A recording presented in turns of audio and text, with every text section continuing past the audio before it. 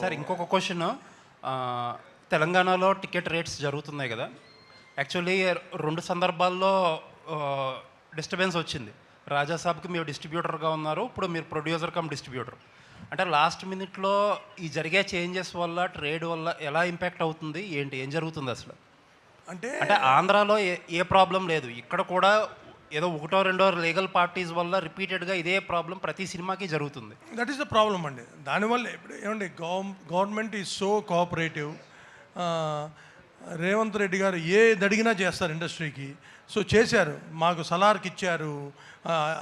అంటే అసలు ఈ రేట్స్ బెనిఫిట్స్ ఏదడిగితే చేశారు. అదే కాదు, ఇండస్ట్రీ కోసం ఏది కావాలని ఆయన దగ్గరికి వెళ్ళినా ఆయన he's always welcome and he's doing everything. కానీ ఇక్కడ కోర్టులో ఇష్యూస్ వచ్చినప్పుడు సో వాళ్ళకి ఇబ్బంది వస్తుంది.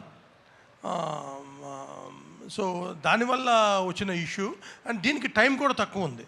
అండ్ వీ ఫెల్ట్ సరే దురంధర్ ఉంది, దురంధర్కి ఒక ప్రైజు మన దానికి ఎక్కువ, ఎందుకని మేము ఒక డెసిషన్ తీసుకుని this time we want to try this and it's we getting lot of appreciation and moment కూడా చాలా బాగుంది. అండ్ మీకు మీ లైనప్లో చాలా బిగ్ సినిమాలు ఉన్నాయి, మీకున్నన్ని పెద్ద సినిమాలు అట్లీస్ట్ లాస్ట్ 1-2 ఇయర్స్లో ఎవరికీ లేవు ఏ బ్యానర్కి. ఈ ప్రాబ్లంకి ఒక సొల్యూషన్ తీసుకురాకపోతే మోస్ట్ ఎఫెక్టెడ్ పార్టీ మీరే అవుతారు. ఏంటి sir, what is the road map now? ఇక్కడ solution is we have to get flexi rates అండి. We going to approach both the governments in Telangana and Andhra and వాళ్ళు అర్థం చేసుకుంటారు. మేము I think we going to achieve that is the permanent solution. ప్రతిసారి ఇలా వెళ్ళి వాళ్ళ టైం తీసి వాళ్ళ ఇబ్బందికి వెళ్ళడానికి ఫ్లెక్సీ రేట్స్ వస్తే ప్రాబ్లమ్ సాల్వ్ అయిపోతుంది. చాలా స్టేట్స్లో ఫ్లెక్సీ రేట్సే. ఇప్పుడు మీరు బాంబే కానీ ఢిల్లీ కానీ మీ స్టూడెంట్ టికెట్ పెట్టుకోవచ్చు, అక్కడే కాదు 90% ఆఫ్ స్టేట్స్లో.